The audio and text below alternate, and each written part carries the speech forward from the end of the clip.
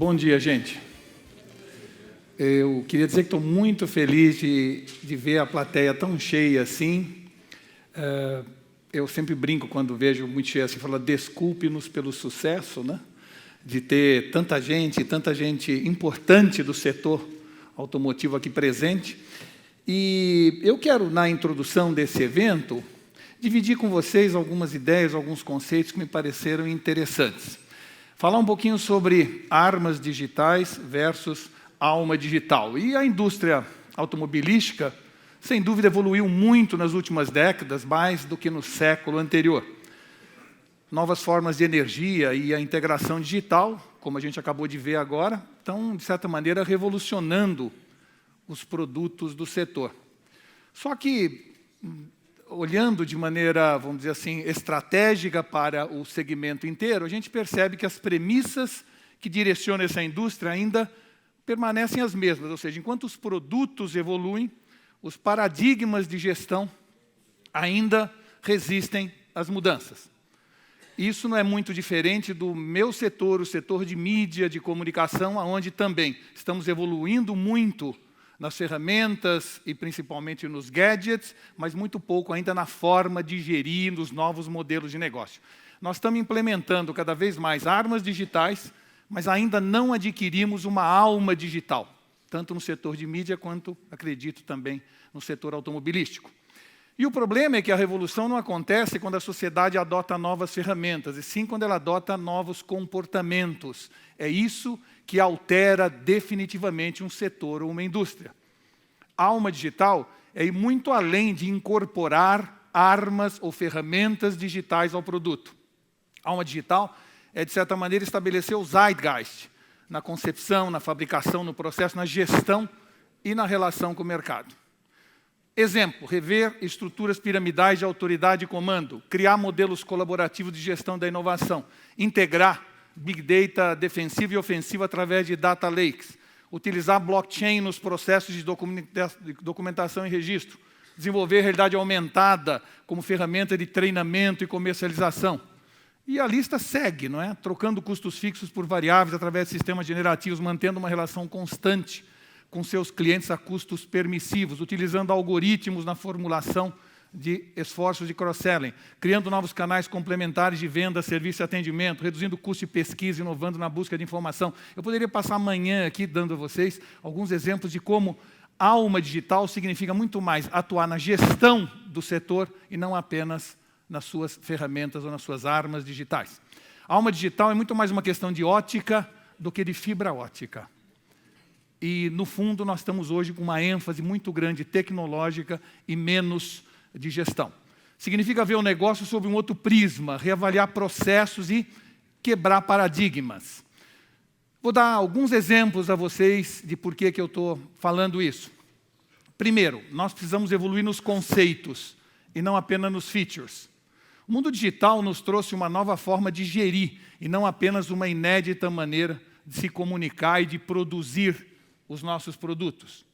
Houve uma quebra de paradigma que foi fundamental quando se criou pela primeira vez esses dois mundos separados, o software e o hardware. Isso mudou tudo, mas talvez a gente não tenha percebido a extensão dessa mudança. Mais do que um modelo de negócio, essa separação gerou uma nova forma de ver o mundo. Isso é que é importante. Antes, os produtos que nos rodeavam nasciam e morriam fazendo as mesmas funções que lhes foram atribuídas no seu nascimento. Uma geladeira, eu sei o que esperar dela quando compro, e durante 15 anos na minha casa ela vai fazer a mesma coisa, o aspirador, a televisão. Nós temos, na visão da nossa relação com as máquinas, uma visão estática e não dinâmica. Já o smartphone, quando surgiu e separou o software do hardware, não é? Ele podia, além de telefonar quando eu comprei, jogar videogame, virar bússola, medir meu batimento cardíaco mais recentemente, descobrir quem estava tocando determinada música, ou seja, ele foi aprendendo novos truques e, por isso, evoluindo. E a separação entre hardware e software é exatamente essa grande mudança, onde máquinas, produtos passam a evoluir durante o seu uso, onde eu não espero alguma coisa que ele venha a fazer lá na frente. Isso é que mudou e é isso que a gente tem que pensar nos nossos segmentos. Essa visão de que o imutável podia ser melhorado e ampliado foi, sem dúvida, a maior transformação da relação homem-máquina e alterou, ou deve alterar para sempre, os modelos de negócio. E acredite, esse é o conceito poderoso, seja do ponto de vista cultural ou comercial. Um automóvel, hoje em dia, já é, de certa maneira, upgradable. Vídeos diagnósticos, atualizações, reprogramações eletrônicas. Por que quase ninguém ainda se apropriou desse conceito de upgrade na categoria? Ou seja, para pensar, apenas para pensar, por que a gente não teria revisões, e em vez de revisões passaria a ter upgrades? E se eu fizesse 2 revisões durante o ano, meu carro seria ano 2017 2.0. Por quê? Porque o upgrade, na verdade, não a revisão, traria para o carro features novos, que eu não tinha quando comprei. Como se o carro fosse aprendendo assim como aprende um smartphone. E nós poderíamos iconizar, materializar e embalar o upgrade. Um recurso adicional de onboard diagnósticos, um som alerta diferente, um pacote de músicas no Media Center que seria colocado nessa revisão que eu chamo de upgrade, mapas novos no GPS em 3D, sensor de estacionamento, qualquer coisa. Nós temos hoje essa possibilidade, só não estamos utilizando ela. E as possibilidades são infinitas do que dá para fazer de upgrade num carro, ao invés de chamá-lo de revisão. Tesla fez isso ao pré-instalar sensores que permitiam baixar um software de direção autônoma lá na frente. E, de repente, você tem um produto que evoluiu na sua mão. E, portanto, o conceito de levá-lo para a oficina deixa de ser um problema e passa a ser uma enorme e surpreendente melhoria. A alma digital, então, é ir além de armas digitais, é repensar o modelo de negócio e a abordagem do mercado. E é sempre, claro, muito mais fácil a gente transformar nossos produtos, e a gente faz isso na área de mídia o tempo inteiro, do que revisar conceitos. Só que nós precisamos ir além, nós precisamos revisar os conceitos de cada uma das nossas indústrias. Segundo exemplo, aprender a atuar na efemeridade. Não é? Nós estamos na era das relações fugazes, ou seja, no mundo pós-digital, tudo é absolutamente mais efêmero. É como entrar numa avenida de alta velocidade, nós precisamos acelerar para continuar gerindo o nosso negócio com eficiência. E saber a hora certa de sair, e mudar, e evoluir, é tão importante quanto saber a hora certa de entrar. Se antes a gente tinha que andar para não correr, andar para não ficar no lugar, agora a gente tem que correr para não sair do lugar. Essa sensação dinâmica talvez seja contraintuitiva e talvez seja a coisa mais difícil de, como gestores, nós entendermos, porque a nossa visão é uma visão de permanência. Vejam quantas empresas estavam entre nós há pouco tempo atrás e já não existem mais. Vejam quantas empresas estão agora tomando o lugar daquelas, mas também sob suspeita. Enquanto estamos aqui conversando, um monte de empresas surgem, outras desaparecem numa velocidade jamais vista. E as chamadas bolas da vez, talvez também tenham seus dias contados. Mas vamos pegar na área de moda. A tendência das lojas fast fashion é um exemplo dessa efemeridade. Antes havia as coleções primavera, verão, outono e inverno. Agora, a cada 15 dias, tudo novo na arara. E as marcas que optaram por ser fast fashion são as de maior valor de mercado na atualidade. Ou seja, uma indústria inteira que aprendeu que o mundo entrou numa era da efemeridade. E complementa isso com as pop-up stores, que surgem em qualquer momento, em qualquer lugar da cidade, e eu fico numa excitação incrível para ir lá e consumir, porque eu não sei até quando vai ficar. É esse conceito de efemeridade que tomou conta da sociedade. E, claro, um produto como esse vale hoje 28 bilhões de dólares, o Snapchat, tem 158 milhões de usuários, e o que ele faz? Ele desaparece com a sua mensagem 10 segundos depois. Ou seja, a gente não quer compromisso nem com as mensagens que envia. Ou seja, efemeridade é o nome do jogo, e nós vamos ter que atuar de maneira efêmera. Vamos pegar um exemplo na cultura, latência cultural, o espaço de tempo entre o lançamento de uma obra cultural e a sua ascensão e queda na atenção do público. Antes da existência do gramofone, uma música demorava 3 anos para pegar e 5 anos para deixar de ser sucesso. Com o gramofone baixou para 2 anos, com toca-discos para 6 meses, com iPod para 1 mês, e hoje, na era do streaming, 1 semana para pegar uma música e virar sucesso, 2 semanas para desaparecer. Esta é a nova sociedade onde nós estamos, a sociedade da efemeridade. E o Google, então, passa a oferecer, para todo mundo que quiser, Basta você comprar qualquer uma dessas lojas, qualquer produto, e ele entrega no mesmo dia para você. Qual foi a resposta baseada na efemeridade da Amazon? O que você compra na Amazon entrega em 1 hora na sua casa. Imagine o desafio logístico de fazer isso. Né? Desafio esse que está sendo vencido pelas empresas de logística. Por quê? Porque entendem a era da gratificação instantânea, que está atingindo todos os segmentos de atividade, até a religião. Por que as igrejas evangélicas crescem mais do que a católica no volume de adeptos? Porque ela oferece gratificação instantânea, enquanto a outra só depois que você morrer. Ou seja, a efemeridade, a gratificação imediata é o nome do jogo. Enquanto isso, a indústria automobilística ainda trabalha com lançamentos anuais, programados de maneira perene, num mundo cada vez mais efêmero. Ou seja, daqui para frente, empresas devem atuar de maneira efêmera para continuar perene. Se atuarem de maneira perene, vão ficar efêmeras.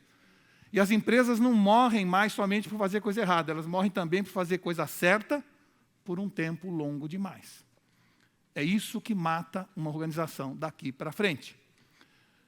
Se antes nós planejávamos nossas empresas, nossos produtos, como se fosse um GPS, eu estou aqui, eu quero chegar lá e este é o caminho, agora nós temos que nos programar e planejar como o Waze. Eu estou aqui, eu quero chegar lá, não tenho a menor ideia como é que eu vou chegar, mas eu vou indo, sem perder de vista o ponto de chegada. Esta é a nova forma de atuar em gestão das nossas empresas. Efemeridade exige, antes de tudo, capacidade de adaptação, flexibilidade, velocidade, e isso muda tudo na disputa do mercado. Tudo. Tudo que a gente conhece, nós vamos ter que revisar nossos paradigmas. Terceiro exemplo, entender serviço como produto. Ou seja, antes de evoluir e pensar em produto como serviço, na uberização do nosso segmento, é preciso melhorar o serviço do produto, porque ele ainda está muito distante em relação à evolução do próprio produto.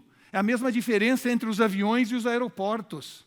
Não é? Nós temos que entender que, de certa maneira, ao comprar um automóvel, eu não adquiro apenas um produto, eu decido estabelecer uma relação com uma marca. E, de certa maneira, não há uma só pessoa hoje que aprecie visitar uma concessionária, nenhuma. Está errado.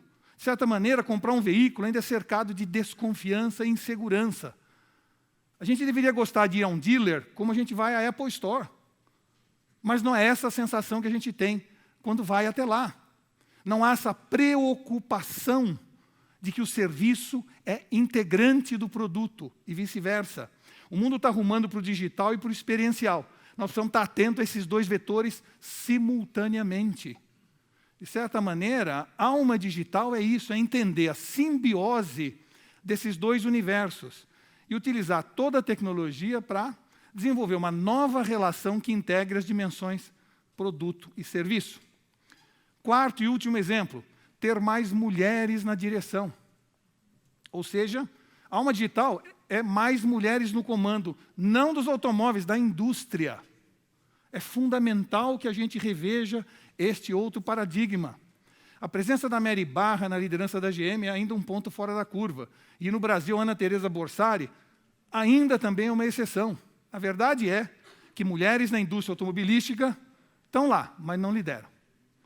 E por que isso é preocupante? Por que deve ser motivo de atenção para nós? Porque homens são analógicos e mulheres são digitais. De certa maneira, a economia industrial, onde havia escassez, sempre foi baseada no processo de controle e dominação, e não na colaboração e no senso de comunidade. Estruturas piramidais tomaram conta das nossas empresas no último século, organogramas rígidos, incentivos baseados na competitividade individual. Essa foi a tônica do período. Em um ambiente competitivo, os homens se dão melhor porque há uma disputa incessante pelo poder. E isso é antropológico. Os homens, no tempo das cavernas, saíam para caçar. E quem trouxesse a caça, sobrevivia. Havia uma disputa entre os homens. As mulheres ficavam na caverna. E por ficarem na caverna, tinham que dividir suas tarefas. Tinha um senso de comunidade, de ajuda mútua entre elas. A economia digital, caracterizada pela abundância resultante da globalização das tecnologias em rede, pede exatamente o contrário daquela rigidez hierárquica. Pede colaboração e senso de comunidade. Estruturas matriciais estão cada vez mais sendo julgadas a forma ideal de gestão. Organogramas flexíveis, processos coopetitivos, onde você compete, mas também coopera.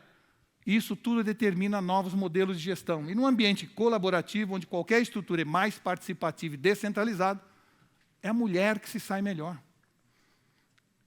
Por razões históricas, biológicas e, como eu falei, antropológicas, mulheres estão mais aptas do que os homens para protagonizar e sustentar essa era digital ou pós-digital. Em resumo, mulheres e homens são diferentes, sim. Homens são competitivos, mulheres são mais colaborativas. Homens são hierárquicos, mulheres são matriciais. Homens são focados, mulheres são multitarefa. Homens valorizam o monólogo, mulheres priorizam o diálogo. Homens são mais fechados, mulheres são mais sociáveis. Ou seja, homens são analógicos, mulheres são digitais. E nós vamos ter que fazer um grande esforço para adquirir esse arquétipo feminino, que precisa prevalecer sobre o arquétipo masculino, para que possamos aproveitar a nova sociedade em rede em tudo que ela traz para nós. Nós não estamos falando de identidade de gênero, nem de sexualidade. O que nós estamos falando é de uma estrutura mental e psíquica mais adaptada para aproveitar tudo que o universo digital proporciona e para onde o mundo está caminhando. Então, vamos abrir, sim, as portas da gestão das grandes organizações para as mulheres. Se a gente olhar hoje, o que caracteriza mais o macho do que a fêmea é de competitivo para cooperativo, de agressivo para participativo, de risk-taking para nurturing, de self-assertive para integrative, de winner-take-it-all para teamwork. E o mundo está mais para o lado de cá hoje. Não foram elas que escolheram, foi o mundo que aconteceu. E, por acaso, elas são mais adaptáveis a esse lado da direita. Mulheres são mais integradoras, colaborativas e multifuncionais, e exatamente o que significa hoje uma alma digital. Esses 4 conceitos, que poderiam existir outros, eu apenas trouxe para vocês como abertura desse evento, de certa maneira são formadores de uma alma digital e transformam a gestão num gigantesco desafio para todos nós, né? E quando alguém me pergunta, Walter, no que eu poderia me inspirar, né, para gerir minha organização? Como eu falei, tanto na área de mídia quanto na área automobilística ou automotiva, eu diria, a gente deveria se inspirar no circo. E aí alguém pode falar, agora esse cara enlouqueceu, quer dizer, fala de modernidade, inovação digital e fala do circo, negócio centenário. A verdade é que talvez a gente precise mesmo se inspirar nele. E por que isso? Porque, primeiro, nenhuma empresa se adapta e se move tão rápido como o circo. Basta ver que quando o mercado muda, ele põe a empresa em cima do caminhão e vai embora. Ele não fica esperando o mercado melhorar, ele vai aonde o mercado está. Não existe nenhuma organização seja tão, eu diria, adaptável quanto o circo, né? Segundo, nenhuma marca é tão interativa na relação com o seu público. A alma do circo é interativa. O palhaço vai na arquibancada, chama as crianças para o picadeiro, todos participam na entrada do circo, estão lá cumprimentando todo mundo quando as pessoas entram. Ou seja, a alma do circo é uma alma interativa, algo que nós queremos na nossa organização, já é no circo há mais de um século. A gente fala que tem que assumir riscos. Ninguém assume tanto risco quanto o circo. Põe 2 caras de moto a 200 km por hora se matando aqui, ou põe um leão faminto junto com um cara só com um chicote na mão dentro de uma jaula. A alma do circo é uma alma digital no sentido de ter essa capacidade de assumir risco. A gente fala que nossos funcionários têm que ser ecléticos e versáteis. Essa moça que está no trapézio, antes de começar o espetáculo, está dando comida para o elefante ou vendendo pipoca. O circo é assim, o circo é versatilidade de todos os funcionários que trabalham nele. Quando a gente fala que nossos produtos têm que ser surpreendentes e inesperados, vejam o que o circo faz. Serra uma mulher no meio, a mulher volta inteira. Então, como espetáculo, o circo virou anacrônico, mas seus conceitos e premissas nunca foram tão atuais. Nunca foram, né? De certa maneira, assim como o circo, nossas marcas, nossos produtos, eles têm que ser mágicos, surpreendentes, buscar evolução constante, possuir personalidade marcante, muito além do esperado. Exatamente o que o circo faz. Só que nós temos que decidir se a gente quer ser o Circo Garcia ou o Circo du Soleil. Os dois são circos, os dois têm palhaço, os dois têm lona, mas são muito diferentes e, claro, isso determinou vamos dizer assim, resultados diferentes. A gente tem que decidir se nós queremos ficar no passado, presos no passado, ou irmos rumo ao futuro, que é exatamente o que aconteceu com esses dois circos. E o que fez o Cirque du Soleil evoluir tanto? O conceito básico de que se mexe em time que está ganhando, de que sim, nós devemos atuar de maneira efêmera para continuar perene. Ele nunca vem numa mesma cidade com o mesmo espetáculo. Ele muda tudo, mesmo que esteja um sucesso absoluto. Nós mantemos o nosso negócio até ele decrescer na sua expectativa do público. Eles, se o ano que vem vierem aqui, por mais que a última sessão deste ano estivesse lotada com milhares de pessoas para fora, eles vêm com um novo espetáculo, nova música, novas atrações, tudo absolutamente novo. É essa alma de entender que se mexe em time que está ganhando, que temos que atuar de maneira efêmera, que temos que, sim, entender que o novo mundo é um mundo dinâmico e não um mundo estático, e, de alguma maneira, entender que a gente tem que adquirir cada vez mais nos nossos produtos novos truques, novos serviços, coisas inesperadas que aconteçam. Isso é o que fez do Cirque du Soleil o sucesso e o símbolo do entretenimento mundial que é até hoje. A gente precisa, de alguma maneira, absorver uma alma mutante, efêmera, mágica e colaborativa do circo. Esse é o nosso grande desafio como gestores e, tanto na minha área quanto também na área automotiva, isso se transforma quase que numa obrigação de nós, gestores do setor. Só assim nós podemos afirmar que adquirimos uma verdadeira alma digital. Gente, muito obrigado, bom evento a todos.